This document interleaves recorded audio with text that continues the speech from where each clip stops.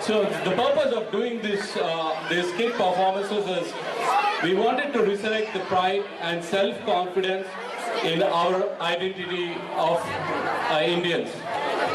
We believe it is essential for this and future generations to know the glorious history of Bharat. Therefore, we are going to invite the greatest freedom fighter of Bharat, Veer Savarkar ji, who's going to come and tell about the 6 glorious periods of Indian history. So now let's close the dance competition by a big round of applause, and let's welcome the Likmil Shaka to perform the skit. And today to tell the story of the glorious history of India, Veer Savarkar ji is coming back to earth. I request everybody to please go back a little so that we will not get disturbance for the skit and also for the recording. And I also request everybody to please sit down so that all the things would work very nicely. Please, guys, please sit down and enjoy the show. One day! One day! Abhivadan, my Hindu bandhus. Avam Vande Mataram to everyone. Uttaram yat samudrasya himadreshchaiva dakshinam varsham yat bharatam namam bharati yatra santati. To the north of oceans and to the south of Himalayas. That's my beloved motherland, Bharatvarsha.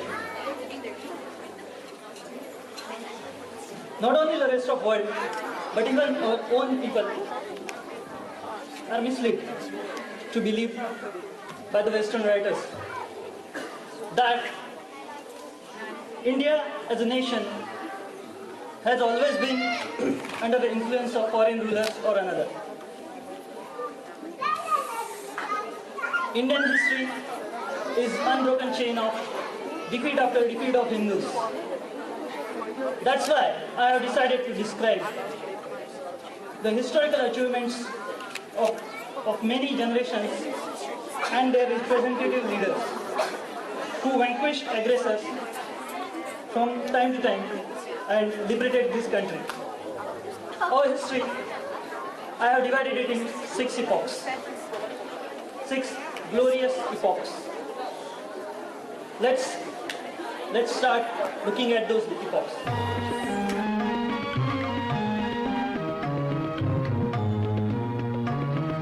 The story of the first glorious epoch begins in 326 BCE. King Alexander had his eyes set upon Bharat, now known as India, the oldest and the biggest civilization at that time. Bharat ranged from the Himalayas in the north to Sri Lanka in the south, and from Afghanistan in the west to Burma in the east.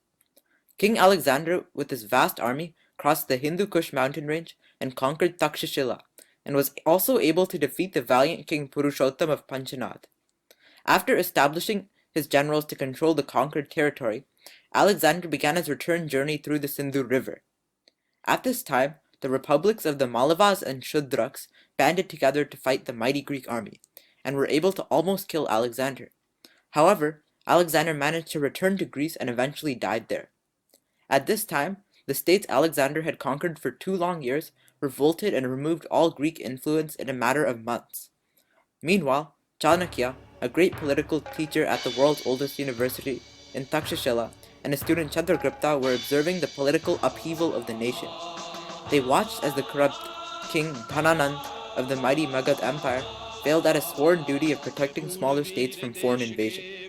As a result, Chanakya and Chandragupta united these smaller states and deposed the corrupt Dhananand and took control of the Magad Empire. This formed the Maurya dynasty in the year 321 BCE. Chanakya guided Chandragupta to form a strong front to foreign aggression.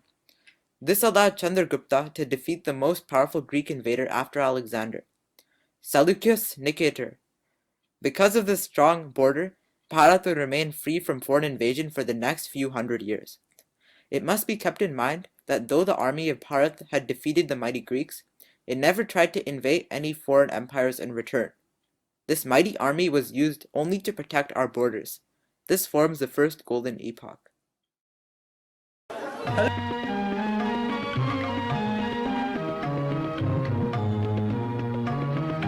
Alexander, posing himself as Zeus' son, the mighty Greek god, after defeating many empires, entered India with his invincible massive army. At that time, Bharat was divided into independent states called Mahajanpadas. Divided and small Janpadas had a hard time stopping Alexander until the rise of Gurukuls under guidance of Acharya Chanakya. Let's witness the journey of rise of Bharat as a Bharat Rashtra.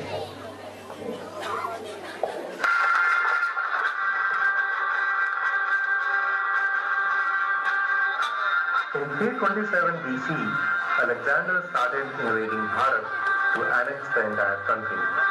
He made an alliance with Ambhi, the king of Gandhar. With Ambhi's help, Alexander planned on conquering Kuru, king of Kaikeyi. Hearing this, Ambhi's sister Alka runs to Chanakya at Takshila's Gurukul. Acharya, Ambhi has turned into a traitor and joined hands with Alexander to defeat Kuru.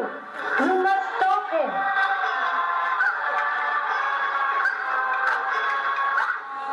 Will these kings ever rise above their own selfishness? At this rate, their differences will produce more traitors, and Bharat will fail to defend its Sanskriti from invaders. Who will enlighten them that individual states are part of this Akhanda Bharat? Now is the time for us Gurus to unite and defend the values, culture, and honor of the Rashtra.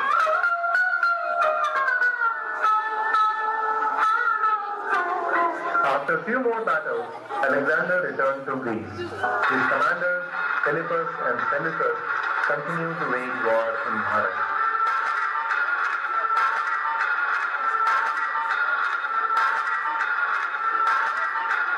While more kings are being defeated, Chanakya goes to Magad Raja Dhananand with the plan for a united Bharat Sangh.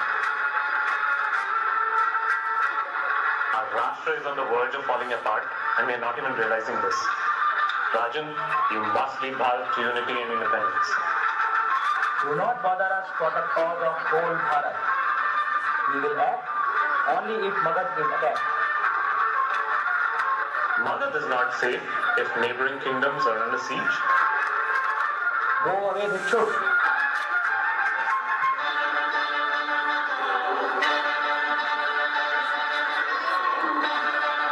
Uddishta Chanak, where kings cannot rise, it is the duty of Gurus to lead the way and unite the nation. Go Chanakya, awaken Bharat. Until I vanquish kings like Dhananand and unite Bharat, I will not die by Shikha.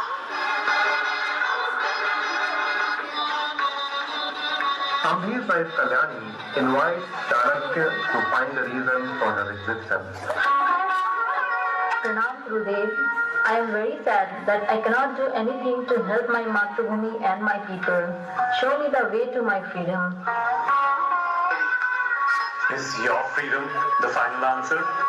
No. It's tied to the freedom of society, and Matra Shakti has the power to change it. Arise, Kalyani. Our Rashtra's future lies in your womb. Dhanyavad Gurudev. Please accept my ornaments for our cause. No, Kalyani. These are yours, and I cannot take them. This Rashtra belongs to me as well, and this is my responsibility. When kings fail, Gurukuls, which are centers of spiritual power, lead the way to a united Bharat. Meanwhile, Chandragupta, disciple of Chanakya and future king of Bharat, is plagued with questions. Gurudev, how will we unite? How will Bharat rise? We are the reason of our failures. We will not be safe if we divide ourselves based on dharma, caste, and social status. Chandragupta, we will all have to leave our egos behind and unite Bharat.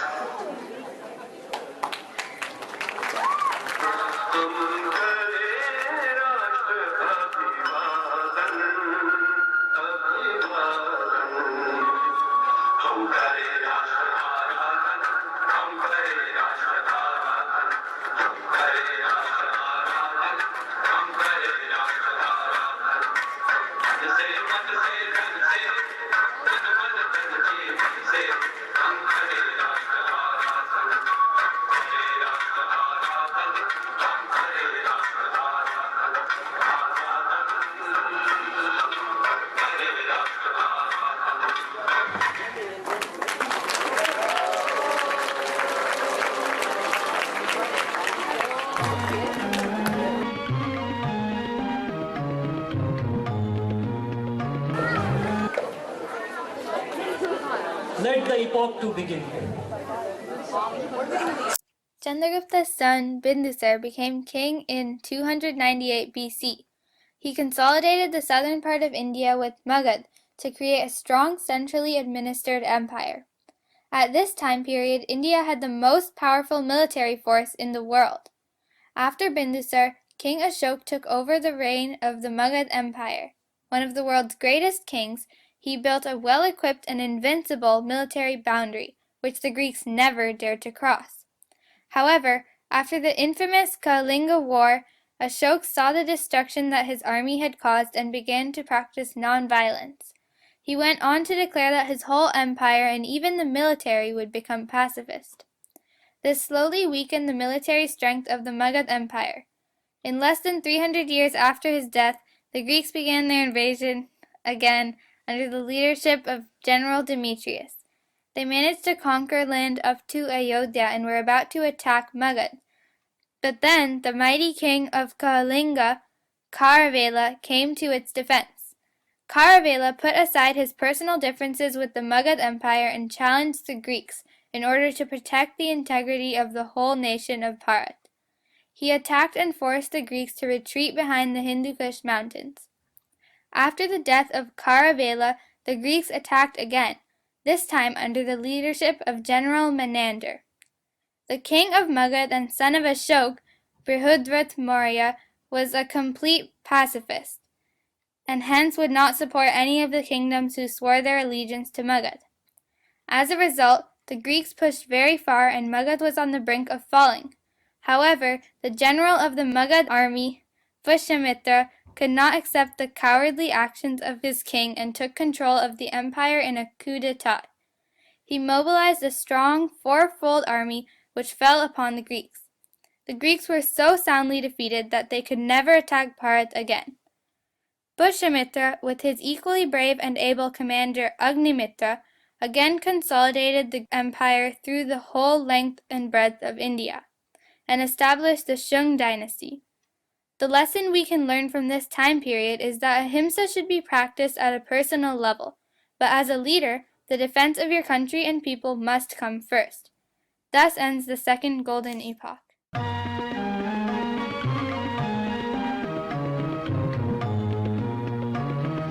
Next, let's witness the journey of Samrat Ashok Maurya, who left an indeniable mark of Indian history, and who is still remembered, most notably through the Ashok Chakra, which is at the center of Indian national flag.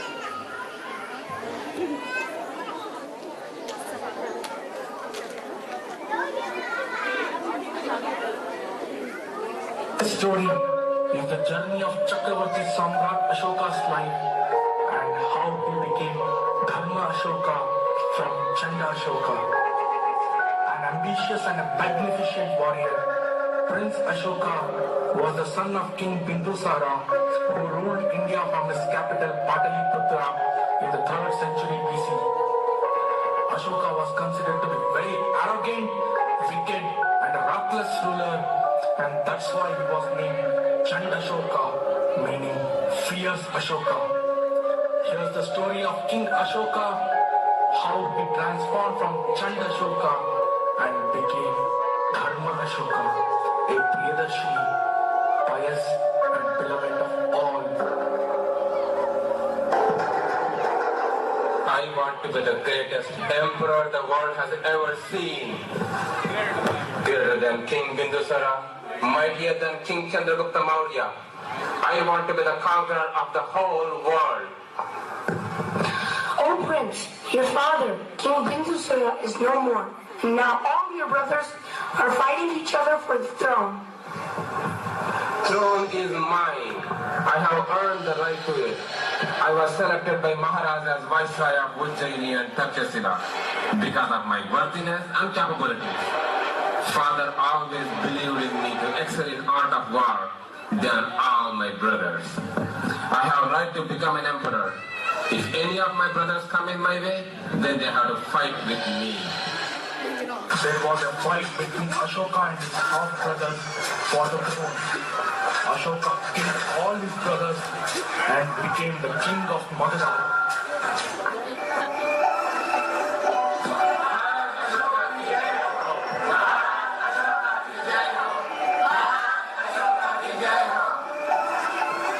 Mantriji, so is there peace in kingdom and border? Yes, Maharaj, but we have to give thought on Kalinga. The fertile land stand between Godavari and Mahanadi river. We have to invade Kalinga, not to conquer Kalinga, which Maharaj Chandragupta Maurya had failed to annex. Senapati, I want you to go with your army and ask them to surrender to us. Yes, Maharaj. Senapati of Magadha went with his army, but in return they brought a message which made Ashoka furious, and this added fuel to the fire. Maharaj, Senapati Bhimadev of Kalinga has sent dead body of our Senapati with this letter. They are challenging us, Maharaj, and saying that they will never give up for this surrender. How dare they attack on Kalinga, kill each one of them. No one should be spared. Burn their houses, destroy their farms and fields. Do not allow any soul to escape. Kill them brutally. The only rule in battlefield is victory. They have to be defeated. A very brutal fight took place near Tayaribar. This was one of the major and bloodiest battles in the world history. The whole of Kalinga was plundered and destroyed, causing the deaths of more than 100,000 soldiers and many civilians. Over 150,000 were taken into slavery. Thousands were burned. Panic broke out as there was a debris of dead, bloodshed body everywhere. When King Ashoka walked around the battlefield, what he saw made him remorse and distraught. Maharaj, you have conquered Kalinga. Look at Kalinga. Hundreds and thousands of people are dead. We didn't allow anybody to escape. We burned their houses. People were running for their lives, but we killed each one of them. There is bloodshed and corpse everywhere. Whole Mahanadi has become red with blood. Maharaj, it's victory for you. It's a victory for you, Maharaj. You killed my only child. What harm did my kid do to you? Why did you kill him? Why did you kill him? Please, give back the life of my child. Give back the life of my child, please. Rajan, my son, my family, my people are all gone. I beg you, not for my life, but I beg you to kill me. Please take my life, Rajan. Please kill me. Please kill me. Who are they? They are widows of Kalinga, Maharaj. Rajan, your actions have taken away our fathers, husbands, and sons. We have left with nothing. What do you think we should live for? Tell us, Maharaj, what should we live for? Stop. Stop. Go away. Oh, what have I done? I have destroyed everything. I wanted to be the greatest emperor in the whole world. I wanted victory. If this is victory, then why I feel defeated, Mahamantri? Why do I feel defeated? Is it valor to kill innocent children and women? Did I do it to widen the empire? Or to destroy the other's kingdom? One has lost her husband. Someone else a father. Someone a child. Someone an unborn infant. What is this debris of corpse? Are these marks of victory or defeat? I can't take this pain. I can't take this pain anymore. Please, help me. Please, help me. Come to the refuge of Buddha. Buddham Sharanam Gacchami. Come to the refuge of Dhamma. Dhammam Sharanam Gacchami. Come to the refuge of Sangha. Shangham Sharanam Gacchami. Come, everyone, go and work for the peace of mankind.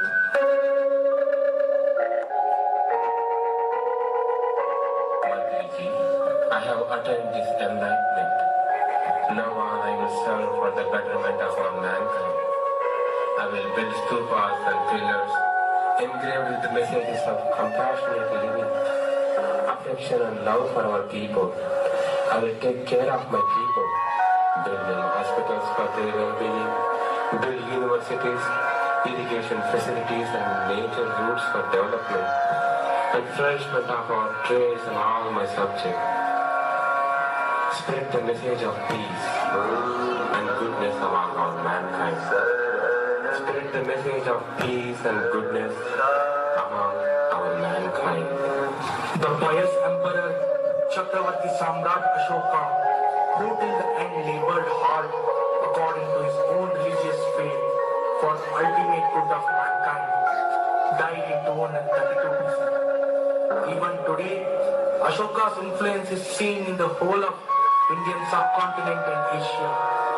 An emblem excavated from his empire is today the national emblem of the Republic of India. Ashoka Chakra signifies our remarkably Indian culture and history and its past grandeur.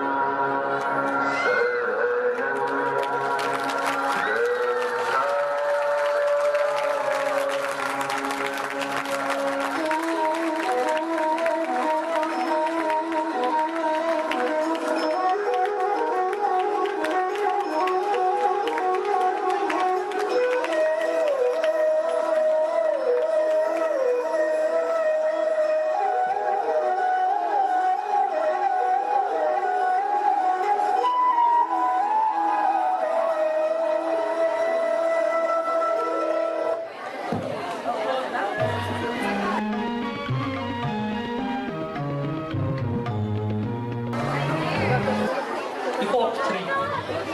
Chandragupta Dvitiya, the slayer of Shakas and Kushans. In 150 BCE, while India was still enjoying the glorious rule under the Shunga dynasty, a new event was taking place around Mongolia. 3 tribes were emerging, the Shuks, Kushans, and the Huns, each more ferocious than the other, with the Huns being the strongest among them. The Shuks army was no doubt very strong, where women fought alongside their men. They defeated the Greeks in Bactria and started advancing towards India after being pushed by the Kushans.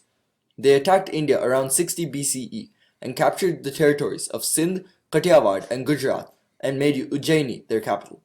The Malavas, along with Yodhyas in the north, attacked and captured Ujjaini in 56 BCE from the Shuks. Their victory was so important that it is immortalized in Hindu calendars as Vikram Samvat. At this time, the southern part of India had become a strong empire under the leadership of the Shatavahanas. It enjoyed unhampered liberty, sovereign imperial authority, and material prosperity. Nearly 120 years of Shuks rule, the Shatavahana kings attacked the Shuks again from the south and regained the remaining territory of Gujarat, Saurashtra, and Konkan. This total victory in 78 CE over the Shuks by King Gautamiputra Shatakarni, also known as Shalivahana, is marked in the Hindu calendar as Shalivahana Samvat.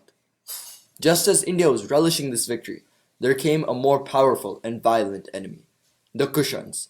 They shed blood, plundered, and burned towns and cities in their way. So powerful were they that they even vanquished some of the Chinese generals and annexed their vast provinces. Their king, Kanishka, who ascended the throne in 100 CE, founded his capital in Purishpur, now known as Peshawar. He was a man inclined to religious and cultural things, and was so impressed by the philosophy of Buddhism that he later embraced it as his own. Around 330 CE, the kingdom of Patliputra again produced a valiant king named Samudragupta, who vowed to get rid of the Kushans and Shak Kushans. He started attacking the kingdoms in the north and in a short span had captured most of the north and northwest kingdoms of Bharat. He was such a great warrior that he later came to be known as the Indian Napoleon. His son, Chandragupta II, was equally as great as his father and fulfilled the dream of defeating the last remaining Shak Kushans and establishing the great Gupta Empire. He was then given the title of Vikramaditya. This completes the third epic.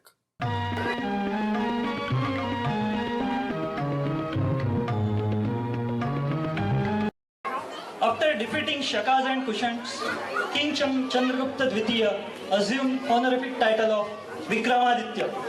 He extended Gupta Empire from the Bay of Bengal to Arabian Sea coast. Vikramaditya was also known for his deep interest in art, science and literature. 9 gems or Navratna adorned his skirt. Fahe was the first Buddhist monk come pilgrim who visited India during the reign of Vikramaditya. Golden era of Mother Bharati has been testified by the account of Fahe. Now, let's witness Samrat Vikramaditya's patronage to arts, science and literature by glimpsing through the court in the city of Ujjain when Fahin has arrived to meet him and the 9 gems in his court.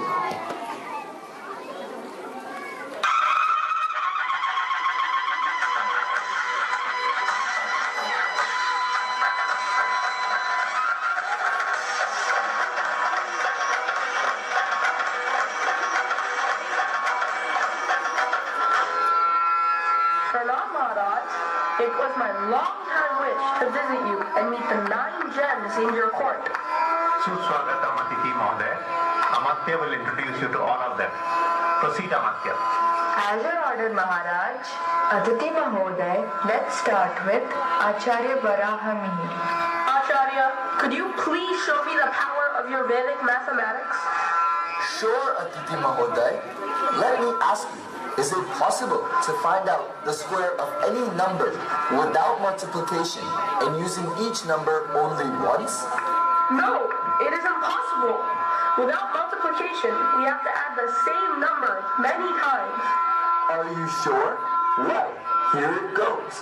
The square of any number n is equal to the sum of the first n odd numbers. For example, 2 squared is equal to the sum of the first 2 odd numbers, 1 and 3, which equals 4. 3 squared is equal to the sum of 1, 3, and 5, which equals 9. 4 squared, 16. Amazing! I did not know that. Now let's meet Shapanath Mahoday. Mahoday, do you really think that Indian scholars achieved a lot in the field of astrology and astronomy? Of course, Aditi Mahoday. The names of the months of our lunar calendar are directly derived from constellation names, and there is a reason behind it. For example, in the month of Vaishakha, the constellation Vishakha remains visible for the most span of the nighttime. Wow, how brilliant is that? Now let's meet Shanku Mahoday. I'm really curious about the new geometric structure named after you. What's so special about it? Aditi Mahoday, it's truly an amazing structure. Depending on how you slice the cone, it generates different shapes like Vrutta, which is a circle, Parabolaya, which is a parabola, Antiparabolaya, which is a hyperbola, and Anavritta, which is an ellipse. It will develop into its own branch of mathematics. That's really interesting. Now let's meet Acharya Dhanvantari. Acharya, I'm eager to know the secret of a long and healthy life using Ayurveda. It is very simple, Aditi Mahoday. Ayurveda aligns human body with 5 basic elements and believes in 3 doshas, Kapha, Vata and Pitta. Maintaining the balance between Kapha, Vata and Pitta is the key for a long, healthy life. Amazing! I did not know that. Now let's meet Ghatakatpara Mahoday. Mahoday, would you like to share the wonders of the Indian style of architecture with me? Why not, Katati Mahoday? Tell me, which portion do you start with first in order to build any monument? The base or the foundation, of course. That's right, but our brilliant sculptors here have carved many large temples from monoliths. They start working from the top section of the temple first and finish with the bottom. You should visit the Undavali and Udaygiri sites. Thank you. I will surely visit them. Now let's meet Amar Singh Mahoday. Amar Ghosh shows your mastery over the Sanskrit language. What was the motivation behind it? Aditi Mahoday, it is the beauty and power of Sanskrit language which I got fascinated. Here is one example. Adding just different upasargas before the word ha creates different words with different meanings like ahara, vihara, prahara, upahara, samhara, etc., etc. Isn't it? Yes, it's Sanskrit language where beauty goes hand in hand with might. Now let's meet Kavivarya Kalidas. Kavivarya, I'm simply mesmerized by your poetry. Whether it's your command on the language or it's a rhythmic arrangement, your poetry surpasses all the standards of great poetry and leaves an everlasting impression on the reader. May I have the fortune to enjoy your poetry here in this court today? Atiti Mahoday, let me try something for you. It is fresh from my new composition, Meghdut, a love epic, which tells the story of how a yaksha, after being exiled for a year, convinces a passing cloud to take a message to his wife. Kaschit kanta viraha guna swadhikarat pramatha shapena stadhita hima varshabhogena bhatu. Now let's meet Acharya Vetal Bhatt. Acharya, I've heard many stories about your great magical power. I hope to see these powers today. Could you please fulfill my wish? Atiti Mahoday, fulfilling your wish would be my pleasure, and also a prime duty today, as our kind king will never like to turn down any of his guests' wish. Please come close to me. Please accept this new shirt as a gift. Thank you for this new shirt. Now let's meet Acharya Vararuchi. Acharya, it's my long-time desire to hear some pearls of wisdom from a great Sanskrit scholar like you. It is your modesty to call me a great scholar, Atiti Mahoday. Mahajanasya samsargaha kasya norittikarakaha padmapatrastitam toyam dhatte mukta palashyam. Company of great scholars is beneficial to anyone. When a drop of water falls on a lotus leaf, it starts glowing like a pearl. Similar way, since I am always in the company of these gems and the great king Vikramaditya, you feel that I am a great scholar, shining like a pearl. But I'm actually just a tiny drop of water in reality. I am marveled at your wit and wisdom, Acharya. My salute to all the gems and King Vikramaditya. O great king, you will be remembered for centuries and eras after for the peace and order you have brought, and for the great revival of Hinduism and Vedic culture in the country. Under your rule, arts, science, mathematics, and literature have prospered in a true sense. You have secured your place in the hearts of people. Not only Bharat, but also the whole world will be grateful to you for the knowledge that has blossomed under your rule.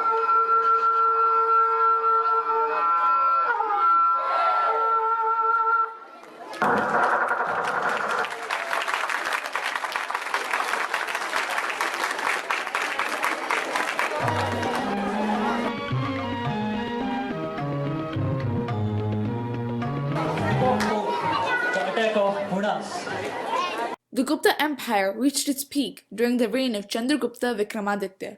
With no enemy at the borders, the country prospered tremendously in the fields of art, literature, and science.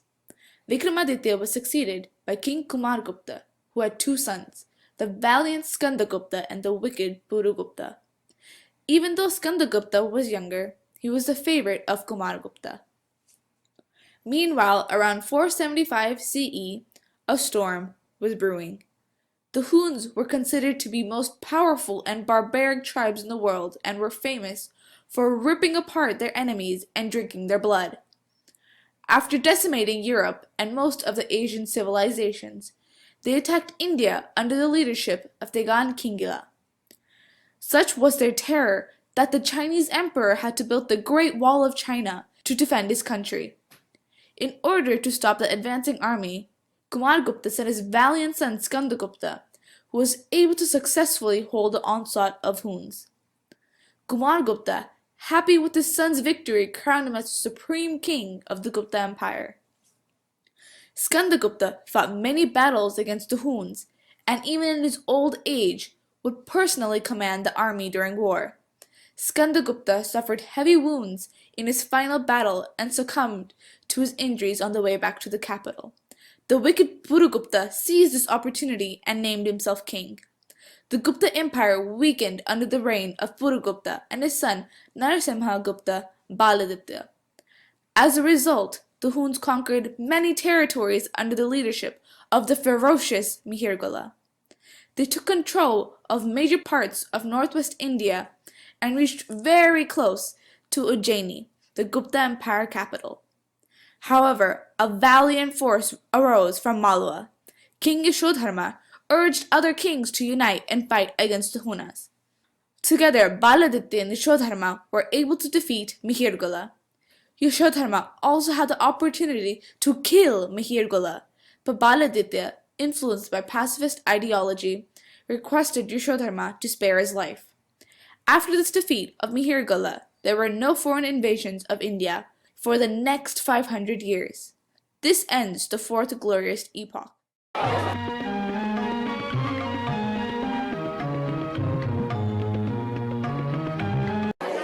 150 years BC, a highly uncivilized and violent nomadic tribe existed in China called the Hun. During the end of Vikramaditya reign, Huns entered Bharata from the northwest, from front of Panchanath, and rolled all shakas from there. Now these Hunnish attacks of terror and Indian king's mammoth history against it can be well be understood if you carefully listen to this.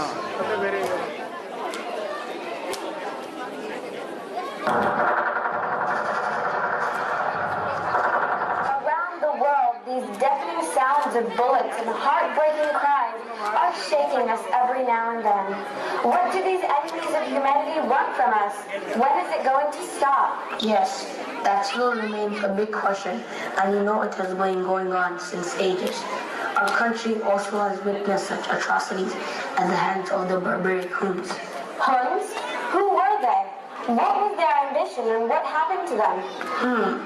It's important to know this part of our history, where the devilish Huns enjoyed death of civilians and destruction everywhere. Oh, that's never heard of. So, which states did they capture? Their first invasion, they captured Gandhar, but couldn't go further due to vigilant Magadha Emperor Skandagupta's excellent war skills. That's great. So it means they were done, right? Unfortunately not. After the death of such valorous emperors, our states faced leadership issues, so the Huns again pushed forward under Hunnish leader Tormund. Under Tormund's cruel leadership, the Huns devastated the Kamboj, Gandhar, and Panchnath. The University of Takshashila was leveled to the ground. At about 511 AD, the Tormund army captured Malwa along with its capital Ujjain. After Tormund, his more atrocious son Mihirgula took over. These Hindu kings ruling independently have no unity and courage to fight my army. I will turn this country of Hindus into the country of Huns.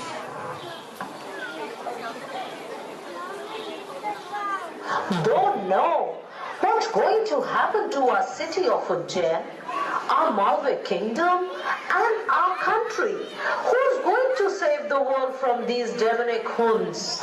Yes, all of our states are divided now with no unity. We are going to lose our lives if no one leads us. But in province of Malwa, a young adventurous commander was already tracking Mihirgula's activities and building a strategy to control him. Nayak Yashodharma ki jai ho. Maharaj, the Huns are rapidly marching towards Malwa. They have already destroyed the great university and city of Takshila. They burned all books. Foolish leader Toman's son Mihirgula is leading them now. Send invitations to chiefs of all neighboring provinces. This is a call for unity. We can't win this war without a strategy. Brave Yashodharma approached all kings with a strategy and appealed them to fight against the Huns. Dharana dharma nityahu dharmo dharete praja. Yasya dharanam sanyuktam sadharma iti nishchaya. It is dharma which holds a society together. So all my bandhus, let's do our dharma and protect our land from the barbaric Huns. I am Balagitya of Magadha Empire. We are with you in this combined front. A fierce battle took place between combined front and the army of Mihirgula at Mandsaur.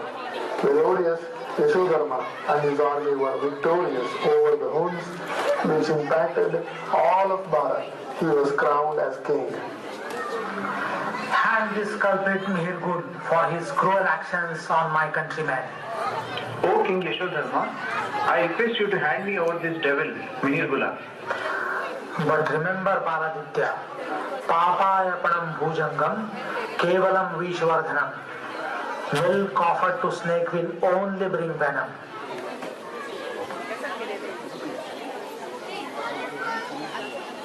So what happened next? Baladitya spared Mihirgul on a secret treaty, and Mihirgul created menace for Kashmiri Buddhists. Later, Yashodharma vanquished him completely and overthrew all the Hunnish influence from Encinal and all other parts. All this is so inspiring to know. So did the Huns come back again? No, neither the Huns nor any other foreign invader even tried to think about that. For the next 5 centuries, our country remained very independent, powerful, and wealthy. People who think that it was always under slavery have not known kings like Yashodharma.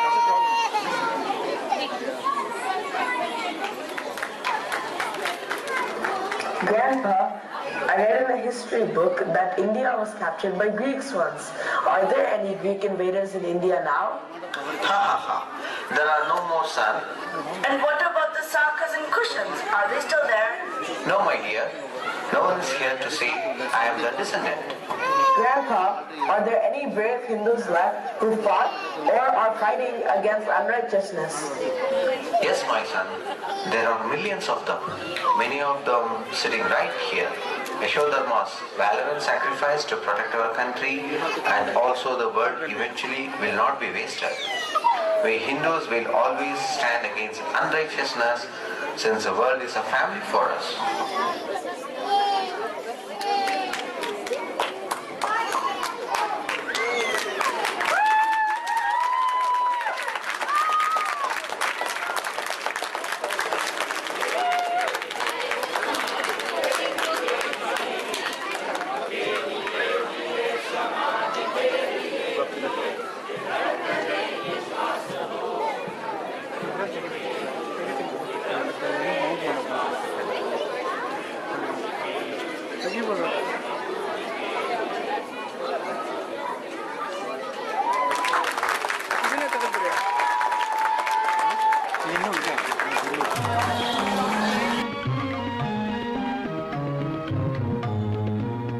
After the successful victories over the Huns and Shakas, India enjoyed 300 years of peace and prosperity. But around 650 CE in Persia, the Islamic invaders started a violent campaign to dominate the world politically and religiously. They marched towards the east and laid their eyes upon the prosperous India. but they were constantly defeated by great Hindu kings, first by Dahir Shah and later by King Jaipal, who kept them out of India for the next 200 years. Around the 11th century, Muhammad Ghazni and then Muhammad Ghori, who had previously been defeated by Hindu kings, managed to start the occupation of India. This was due to the misplaced virtuosity called Sadgun Vikruti of kings like Prithviraj Chauhan. These kings would let go of their barbaric enemies even after defeating them, only for these enemies to return stronger and without mercy.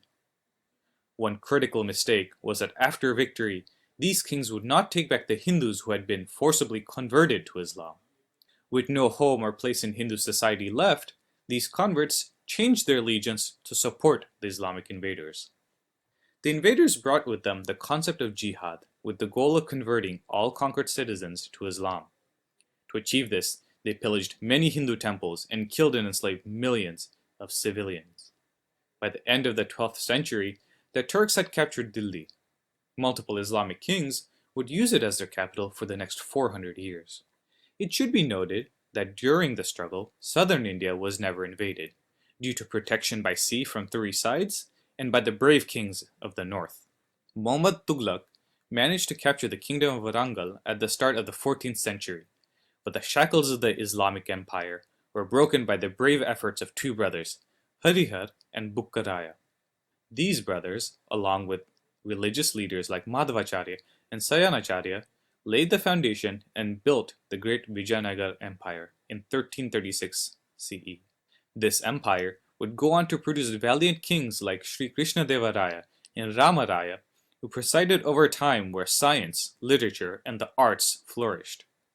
Along with the Rajputs of Rajasthan like Rana Sangha, these kings held their ground against the Bahmani kingdoms and other Muslim sultanates. Thus ends the first part of the 5th glorious epoch. The lesson to remember is the Islamic invasions of India occurred because of the weaknesses shown by Hindu kings in continuously letting their enemies go. Though a virtuous action, the invaders did not return this mercy and ultimately overran the northern region of India.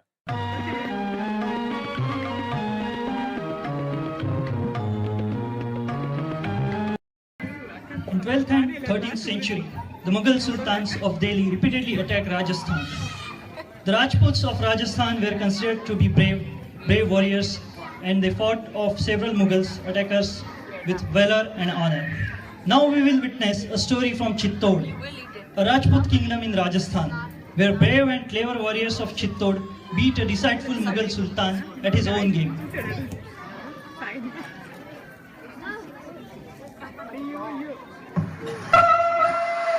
In 12th and 13th century, an invader by the name of Alauddin Khilji was the Sultan of Delhi. He repeatedly attacked Mewar. In those days, Chittod was ruled by the brave and noble warrior king Rawal Ratan Singh. Rani Padmini, the wife of King Ratan Singh, was queen of Chittod and was known for her womanhood and sacrifice. Ratan Singh was also the patron of the arts. In his court, there was a musician named Raghav Chetan.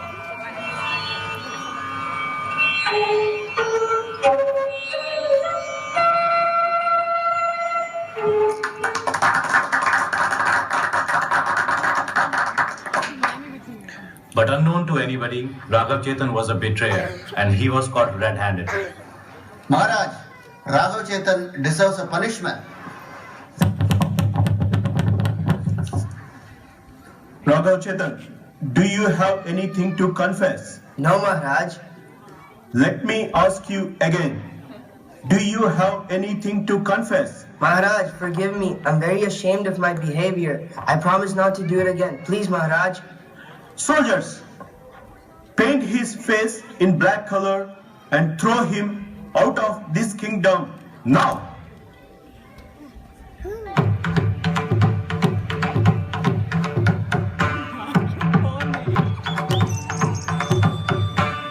Angry after his humiliation, Raghav Chetan went towards Delhi to try to incite Sultan of Delhi, Alauddin Khilji, to attack Chittod. On approaching Delhi, Raghav Chetan settled down in one of the forests where Sultan used to go for hunting deer.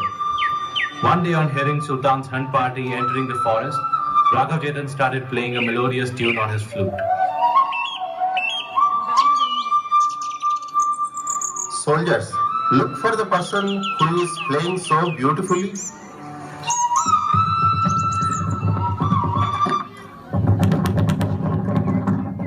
What is your name? My name is Raghav Chetan. I'm a musician. I am very impressed with your talent and I want you to come with me to my court. Why do you want an ordinary musician like me when there are many beautiful objects in this world? What does that mean? Explain clearly. Have you not heard about Rani Padmini, whose beauty and wit is famous across the Rajputana? I have been planning to conquer Mewar for a long time. But now I want Padmini to be my mistress. In order to fulfill my desire, I want to conquer the fort of Chittor. The fort of Chittor is well defended. You have to be clever about it.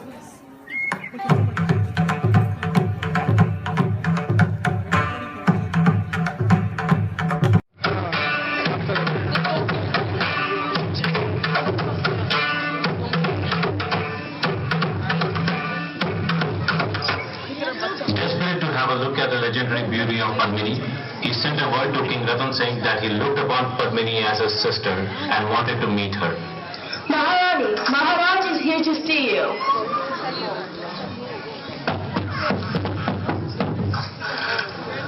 Padmini, try to understand. I'm just trying to avoid a war. There is nothing wrong in just meeting once to the Sultan. He is an admirer of your intelligence and knowledge. He considers you as his sister. Maharaj, it sounds very suspicious. But if you insist so much, then I am ready to meet him on one condition. He can only see my reflection in a mirror. Soldiers, send a messenger to Sultan that he is allowed to come inside the fort. Ji Maharaj.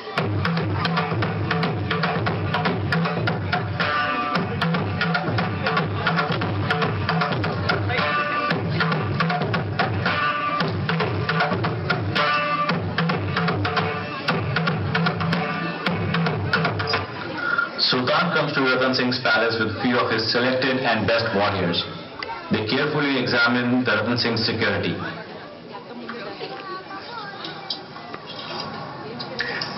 On seeing Padmini in a mirror, the lustful Sultan decided that he should secure Padmini for himself. I'm really happy with you, Maharaj. You kept your promise. Now, we will immediately leave for Delhi. Now that we are friends, why don't you come with us to our camp? For sure. While returning to his camp, Sultan was accompanied for some way by King Ratan Singh. Taking this opportunity, Sultan skillfully kidnapped Ratan Singh and took him as a prisoner into his camp.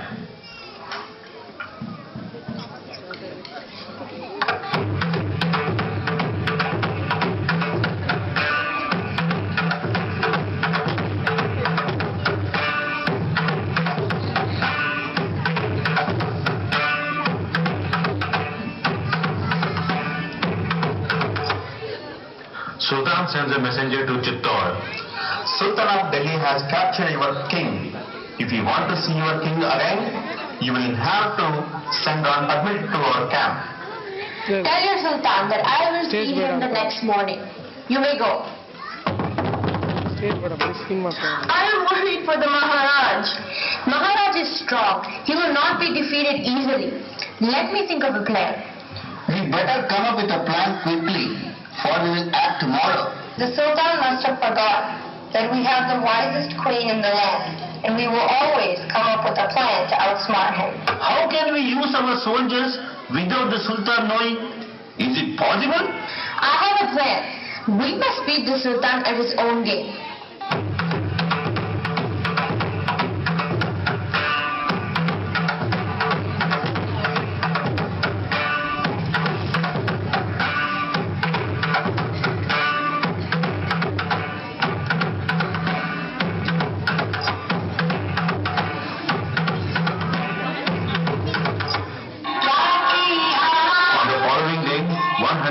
Palanquins left the fort and made their way towards Sultan's camp.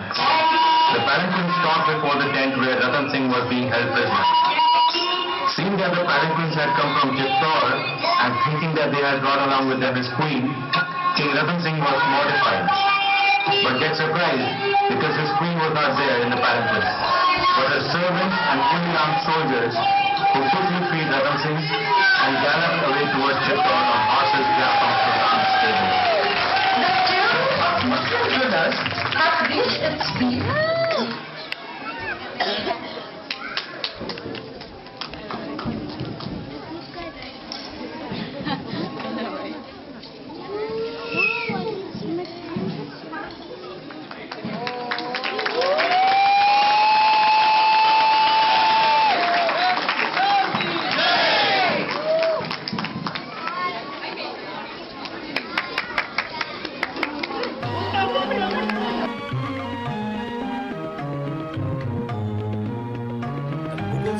Their reign in the early 16th century with Babur. They destroyed famous temples like the birthplace of Rama in Ayodhya and the Vishwanath temple in Kashi. Rama's birthplace was instead converted into the Babri Mosque. They also continued the mass conversions of Hindus at sword point. Resistance to the Mughal forces were led by the brave Rana Sangha in Vikramaditya Hemu. Around 1560 CE, Akbar became the emperor in Delhi and took a different approach. Rather than plunder and destroy Indian society, Akbar decided that he would rule over India instead. For this, he began to make allegiances with Rajput kings. But then arose another son of the motherland, King Rana Pratap.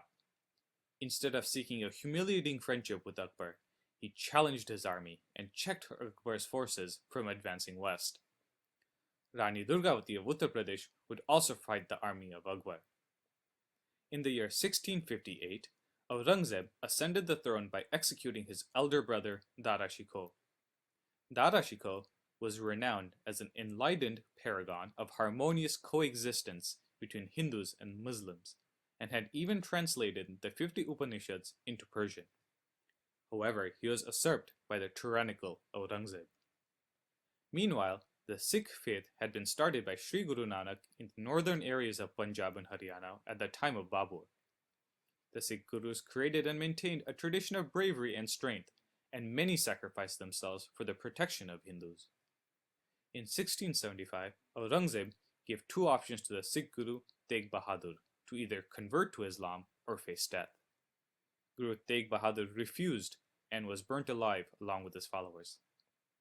In 1699, the son of Tegh Bahadur and the 10th Sikh Guru Gobind Singh formed an invincible organization called Khalsa, which pushed for the establishment of a strong and independent Hindu government. He became an inspiration for many other leaders and the kings that would follow him. While Aurangzeb's army was checked in the northern areas by Khalsa, it was pushed back in the northeast by the brave commander Lachit Borphukan, and from the south by the brave Maratha king Chhatrapati Shivaji Maharaj. Maharaj Shivaji's sole objective was to establish Hindu Swarajya. While Aurangzeb was the devil in dealing with his subjects, King Shivaji was a great visionary leader, an able administrator, and an intelligent warrior.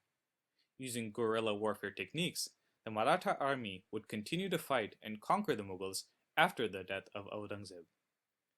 At its peak, the Maratha kingdom stretched from Tamil Nadu in the south to present-day Afghanistan in the north. Thus concludes the second part of the fifth glorious epoch.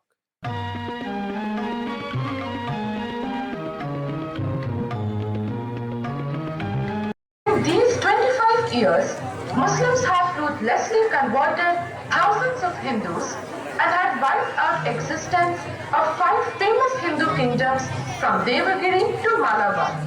Muslim invaders were challenged many times by Hindu heroes. Among such heroes were the brave and courageous Harihara and Bukka, who laid the foundation of glorious Hindu empire, Vijayanagar. They were generals in the army at Anagondi. Anagondi was attacked by Muhammad bin Tughlaq. Soldiers, capture these wretched kafirs, take their wives as slaves and send them to my palace. You have only 2 options, either accept Islam or die a painful death. No, brother, it's better to die rather than accept Islam. You two generals, I saw you could fight well. I will take you into my army if you accept Islam. Otherwise, you both will die. Get them all weak. Do you accept Islam? Brother, there is no point in getting killed like a dog by these foreigners. We should act prudently. For now, let's convert. I have a plan in my mind. Do you accept Islam? Yes, we do. La ilaha illallah. Shabash. Take them to the army camp. Tomorrow, we will return to Delhi. Harihara and Bukka slowly won the confidence of Muhammad bin Tughlaq. They also successfully convinced him to send them back to Deccan. This was the first success to the secret plan to revive Hindus and the Hindu religion across India. After getting posted to Deccan region, they visited a skilled politician, Shankaracharya Vidyaranya Swami. Pranam Swamiji. We are Harihara and Bukka from the army of Muhammad bin Tughlaq. Welcome Harihara and Bukka. We have heard about you. You are giving tough fight to Hindus here. If you are here to threaten us, then don't waste your time. We are not afraid of you. Don't get us wrong, Swamiji. We are actually here to reconvert to Hinduism. We are forcefully converted to Islam. We also want your guidance in winning back the territories in the Deccan for Hindus. That's great news. Without any further delay, we will perform your Shuddhikaran. We always wanted able men like you to support our cause. Apavitro pavitro va sarvavastha natobhima yasmare kundari kaksham sabhakyaptam tarshutihi. Harihara and Bukka raised a strong Hindu army and defeated many Bahmani sultans and captured their territories. Their conversion was an inspiration for reconversion of thousands of Hindus. Harihara was crowned as the king of Vijayanagar.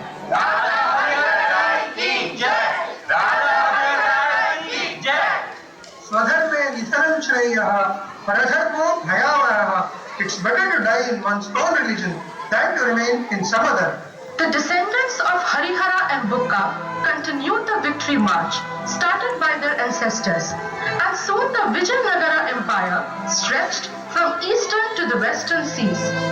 In the glorious lineage of Vijayanagar kings, there was one weak link, Devaraya. Devaraya's incompetence led to his defeat at the hands of Firoz Shah. He also had to pay a heavy tribute to him. Fortunately though, the Vijayanagar Empire remained in the hands of Hindu kings, and the successors of Devaraya were able to regain the lost territories. But the Bahmani sultans still used to make surprise raids. Run for your lives! Run for your lives! The Bahmani king Sultan Mahmud has attacked our village. Run as much as you can. You cannot escape from us. Hey you! Didn't you hear that lady? I'm talking to you. Stand up. If you don't respond, I will cut your throat. Hey, how come you are not afraid of me? That is because I am Krishna Devaraya. Yes, he was Krishna Devaraya, the most powerful king in the history of Vijayanagar Empire. He, along with his trusted minister Timmarusu, had hatched this plan to bust the surprise reign of Sultan Mahmud.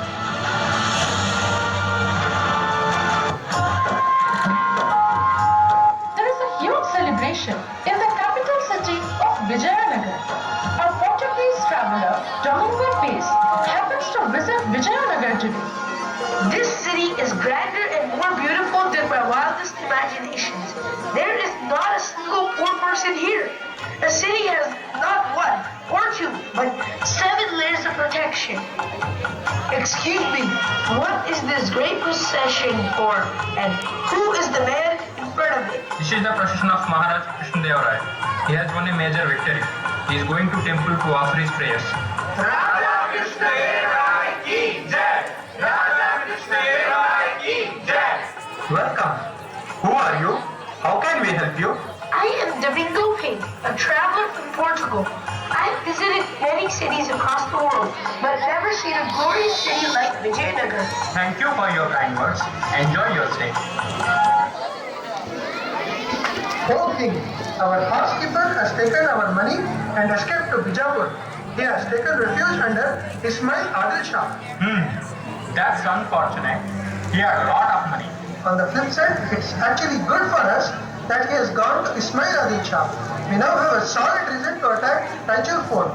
This fort is their strongest epicenter for all the activities. You're right. Let's attack Raichur Fort and destroy Adil Shah. Krishna Deva Raya knew that Adil Shah had advantage of being in the fort and having firearms, but mustered the courage and raised a huge army.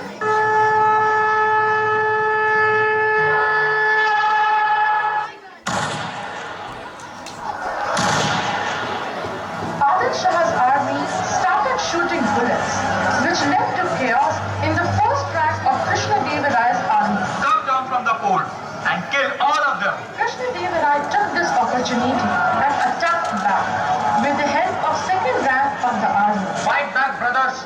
Their bullets are no match for our courage.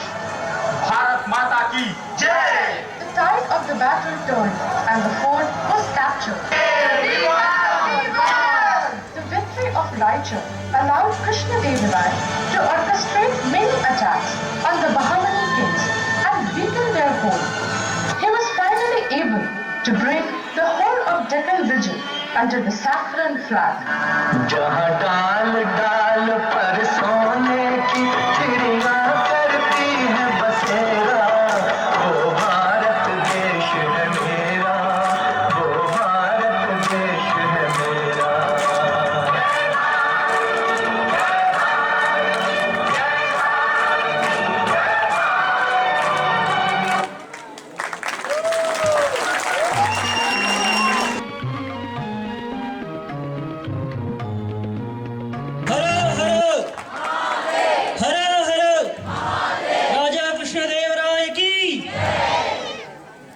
Epoch 6, our worst and mightiest enemy, the British. The sixth glorious epoch talks about the many victories of Hindus over the British Empire. The Hindus successfully uprooted the Mughals and other sultanates over the course of 2 centuries, from 1659 to 1818 CE. But during these victories, several European nations, including the Portuguese, Dutch, French, and English, had already commenced their efforts at establishing their rule over India. By 1850, the English had conquered Maratha, Nepalese, and Sikh territories. Though severely weakened, the Hindus remained resurgent and still had the courage and strength to fight against British forces in the Great War of Independence in 1857. This war is remarkable because for the first time, Hindus and Muslims organized themselves in a joint national front to fight against a foreign invader. Great heroes of this war included Jhansi Ki Rani Lakshmi Bai, Tatya Tope, and Firoz Shah, who all unleashed terror on the English. In fact, the English casualties were so high that it shook the British Empire to its very core. As a consequence, the East India Company was closed down, and Queen Victoria formally took over India by declaring herself empress.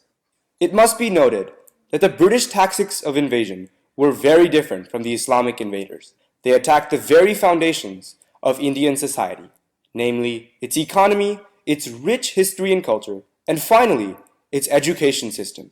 They made sure to change education such that it produced diffident Hindus, that is, a class of persons who are Indians in blood and color, but English in taste, opinions, and intellect. The lack of order and political instability created a disunited Hindu society which could not stand against the organization and precision of the British administration. This led to the failure of every attempted Hindu rebellion to overthrow the English. These included several armed revolutions between 1860 and 1900, the prominent ones led by the brave Ram Singh Kuka in Punjab and Vasudev Balwant Phadke in Maharashtra. Towards the start of the 20th century, India produced a number of prominent leaders that took inspiration from our rich history and cultural heritage. In 1942, the famous triumvirate of Lal, Bal, and Pal put internal political pressure on the British by organizing independence movements. These movements would later be led by Gandhiji. Another great leader and revolutionary, Netaji Subhash Chandra Bose, revamped the Indian National Army and fought against the British from outside, near Malaysia and Singapore, during the Second World War. He gave marching orders to his army with the slogan of Chalo Dilli. Alongside, there were countless unsung heroes, religious philosophers, and great thinkers who sacrificed their entire lives for one burning desire, to achieve complete independence. The final blow to the British came with the revolt of 20,000 Indian soldiers of the Royal Indian Navy. From this defeat, the British knew they no longer would be able to control the fire within India. The Britishers finally left India in 1947, but they left a big scar by dividing India and Pakistan. The dreams of millions of Hindus were shattered, but once again, they did not lose hope. They remained satisfied with modern-day India while nurturing the dream of Akhanda Bharat in their hearts. This completes the sixth glorious epoch. Through all these epochs, we learn that Bharat was never a defeatist nation. Although it was attacked by the most fierce and formidable enemies, it routed all of them. We all have something to learn from this, that whenever Hindus stand together, united, organized, confident, and for the protection of Dharma and our society, they will always achieve victory.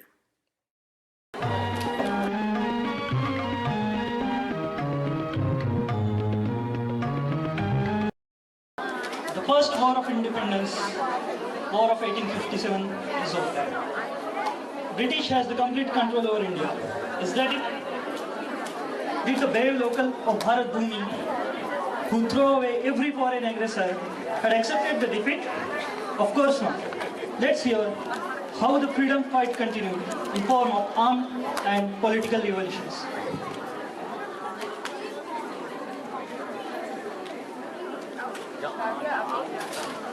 At the stroke of the midnight hour, when the world sleeps, India will awake to life and freedom.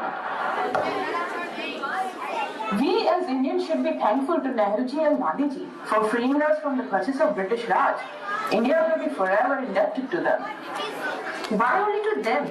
This is a historic day where we should be thankful to several other martyrs and living legends who fought and have been fighting for our motherland. If not now, these names forever will be lost and not even be mentioned in pages of our history. Who else have contributed? I don't know about any other movement apart from Gandhiji's that would have led us to freedom. Let us look at some of the events after our first war of independence, where we were misled to believe that we got independence from East India Company. The face was changed, but the demon was same. India was then under the rule of Queen Victoria. Suno, suno, suno! Everyone pay attention. Her Royal Highness, the Queen of England, proclaims that to calm down the anger against the East India Company, the company is formally dissolved and the power is transferred to the Queen Victoria. All the revolutionaries are offered royal clemency regardless of anything they might have done during the war. To pacify fears of religious oppression, it is also promised that all the subjects of the empire will be treated equally and protected regardless of their religion. Indian rulers are given back their political, administrative, and inheritance rights as before.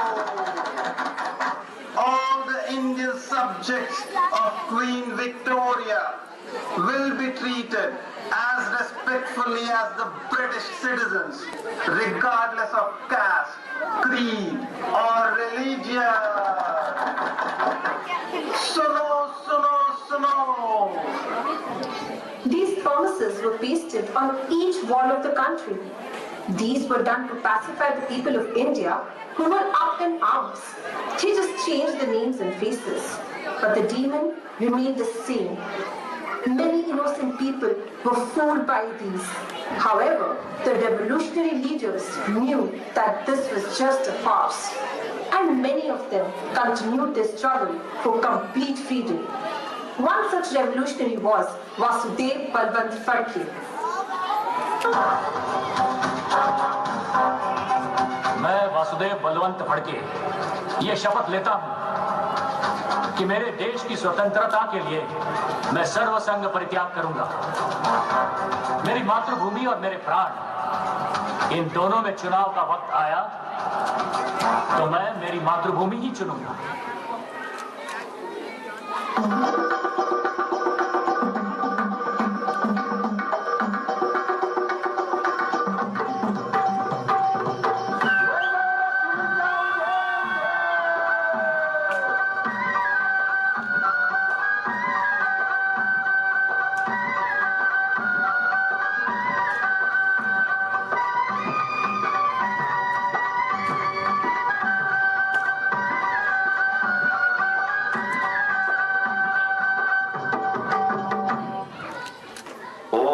Children of our Matrabhumi, why are you wasting the skills which you have learned from your ancestors who fought with Shivaji Maharaj's army? Let us unite, fight, throw away the British Empire and realize Shivaji Maharaj's dream of Hindavi Swaraj.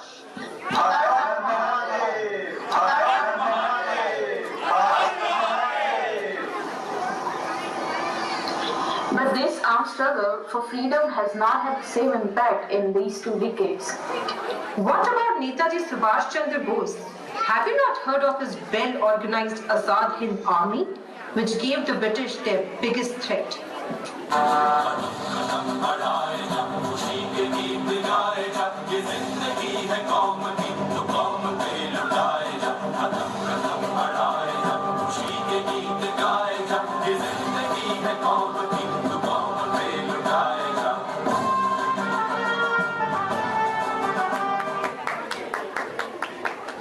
Unfortunately, ever since the Great War of 1857, our countrymen are disarmed, while the enemy is heavily armed.